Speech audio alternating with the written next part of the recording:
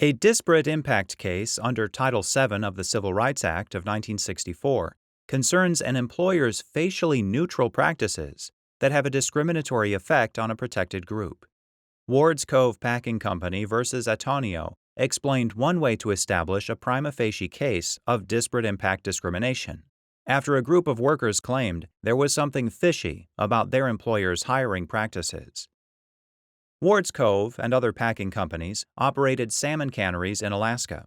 Each winter, the companies hired workers for the upcoming summer canning season, for both unskilled positions on the cannery lines and higher-paid, skilled, non-cannery positions, including engineers and machinists. Most of the cannery positions were filled by nonwhite workers, including Filipinos and Alaskan Natives, hired through a local union. Most of the non-cannery positions were filled by white workers, hired through the company's offices in Oregon and Washington.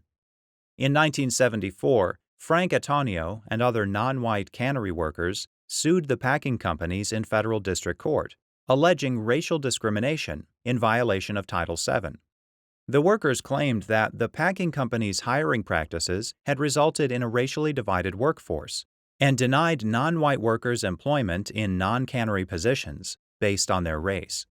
After a bench trial, the district court entered judgment for the packing companies. The Ninth Circuit reversed, holding that the workers had established a prima facie case of disparate impact discrimination. The court based its holding on statistics showing a high percentage of non-white workers in cannery positions and a low percentage of non-white workers in non-cannery positions. The packing companies petitioned the United States Supreme Court for review.